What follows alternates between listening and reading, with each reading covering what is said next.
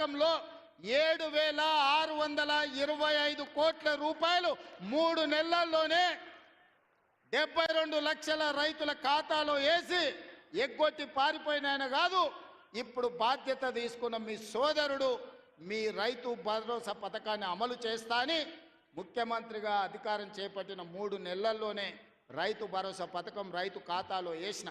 ఇదే కాదు, ఆనాడు 2014లో ₹1,00,000 రుణమాఫీ అన్నాడు. ఆ తర్వాత 4 విత్తనాలు అన్నాడు. అసలు మిత్తి ఆయన ఆ ఖాతాలు వేసి 5 ఏళ్లకు ఆయన ఇచ్చిందంత మిత్తికే సరిపోయింది. అసలు అట్లనే రైతుల నెత్తి మీద మిగిలిపోయింది. మళ్ళీ 2018లో అదే మాట ఇచ్చిండు. అప్పుడేదో చెప్పినా సోయి లేక ఇప్పుడు మళ్ళా ₹1,00,000 హామీ ఇస్తున్నా మళ్ళీ మీకు చేస్తాను. అధికారంలోకి వచ్చిన ఎంబడే మళ్ళా పాడిందే పాడరా పాసుపండ్ల దాసరి అన్నట్టు మళ్ళీ 4 విడతలు అన్నాడు. నట్టేట ముంచెండు. చివరికి ఆయన 2014 నుంచి 2023 డిసెంబర్ వరకు ఆయన రైతు రుణమాఫీ చేసింది 18,000 కోట్ల రూపాయలే. 2018 నుంచి 23 వరకు 11,000 కోట్ల రూపాయలు రైతుల ఖాతాలో వేస్తే అందులో 8,500 కోట్ల రూపాయలు మిత్తికే సరిపోయినాయి. ఆయన చేసిన రైతు రుణమాఫీ నికరంగా 3,000 కోట్ల రూపాయలే. కానీ మీ సోదరుడిగా, మీ బిడ్డగా, పాలమూరు బిడ్డగా, నల్లమల్ల అడవులో నుంచి వచ్చిన నేను ఒక రైతు బిడ్డగా 2 లక్షల రూపాయల రైతు రుణమాఫీ చేస్తా అని సరిగ్గా 60 రోజుల్లో 25,50,000 మంది రైతులకు 21,000 కోట్ల రూపాయలు 2 లక్షలు రుణమాఫీ చేసి ఇచ్చిన మాట నిలబెట్టుకొని మాట తప్పని మడమ తిప్పని పార్టీగా ఈరోజు 25,50,000 మంది రైతులకు 21,000 కోట్ల రూపాయల రైతు రుణమాఫీ చేసినాం. ఇవాళ రైతు రుణమాఫీ చేయలేదంటున్నాడు. నేను సూటిగా సవాలు విసురుతున్న చంద్రశేఖరరావు గారికి వేదిక మీద నుంచి, ఫామ్ హౌస్లో ఉండి వచ్చిన వాళ్ళకి జోలి చెప్పుడు కాదు, అసెంబ్లీకి రా, లెక్కలు చెప్తా. ఏ ఊర్లో, ఏ తండాలో, ఏ గూడెంలో ఏ రైతుకి ఎంత రుణమాఫీ చేసినో 25,50,000 మంది రైతుల వివరాలు శాసనసభలో పెడతా.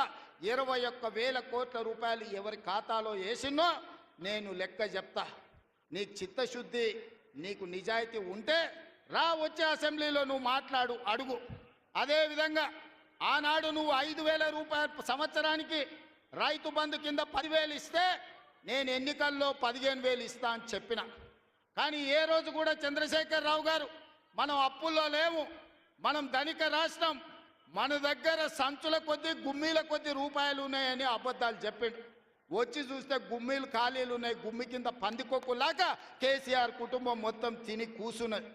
అయినా అధైర్యపడకుండా 15,000 బదులు ఆనాడు నువ్వు ఇచ్చిన 10,000 ఎగ్గొట్టిన 10,000 కాకుండా ఇవాళ 12,000 రూపాయలు సంవత్సరానికి రైతులకు ఇవ్వాలని రైతు భరోసా కార్యక్రమాన్ని జనవరి 26 తారీఖు నాడు ప్రారంభించుకున్నాం. మార్చి 31 లోపల ప్రతి ఎకరాకు వ్యవసాయ యోగ్యమైన భూమికి ఎకరాకు 6,000 చొప్పున మీ ఖాతాలో వేసే పూచి నాది అని నేను ఈ వేదిక మీద నుంచి చెప్పదలుచుకున్నా. ఆయన అంటుండు ఎగ్గొడతారని. నేను నీలాక మాట చెప్పి ఎగ్గొట్టేటోని కాదు. దళితులకు 3 ఎకరాలని ఎగ్గొట్టినావు, దళిత ముఖ్యమంత్రి అని ఎగ్గొట్టినావు, డబల్ బెడ్రూమ్ ఇండ్లు అని ఎగ్గొట్టినావు.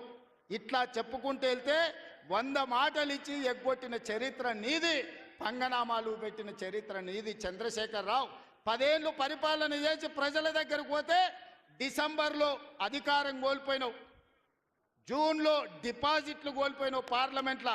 ఇప్పుడు మెదడు కూడా కోల్పోయినట్టే ఉన్నాడు ఆయన, పెద్ద మంచి ఫామ్ హౌస్లో పండుకొని. డిసెంబర్లో ఆయన అన్నీ చెప్పిండు. ఆయన గుడిలు దర్గాలకు దస్తీలు కప్పిండు, గుడిలకు పోయి దండాలు పెట్టిండు. పెట్టిన తెలంగాణ ప్రజలు 10 ఏళ్ళు పెట్టిన ఆయన అరగోసకు ఇవాళ ఆయన గుణపాఠం చెప్పి ప్రభుత్వాన్ని దించిండు. అట్లే అబద్ధాలు చెప్తే పార్లమెంట్లో గుండు 0 ఇచ్చిండ్రు, ఆయన గాడిద గుడ్డి ఇచ్చిండ్రు. అయినా బుద్ధి మారలే. 14 నెలల నుంచి అంట ఆయన ఫామ్ హౌస్లో వండుకొని గంభీరంగా చూస్తుండంటే. ఎవరిని చూస్తున్నావే గంభీరంగా? అచ్చోసిన ఆంబోతులాక నీ కొడుకుని అల్లుని ఊరు మీద వదిలినావు. మైసమ్మ మన ఏంది జాంగీర్పీర్ల దర్గాకు వదిలిన మేకపోతులాక ఊరు మీద పడి మేస్తా ఉన్నారు నీ కొడుకు నీ అల్లుడు. మన జాంగీర్పేర్ల దర్గా కోసుకుంటాం కదా మనం, అట్లా జాంగీర్పేర్ల దర్గాను కూడా మోసం చేసిన 100 కోట్లు ఇస్తాను మా శంకర్ చెప్తున్నాడు. ఇవాళ రాజన్న సిరిసిల్ల ఆలయానికి 100 కోట్లు ఇస్తాను, ఆ దేవుణ్ణి మోసం చేసినావు. ఈడ దర్గాను మోసం చేసినావు.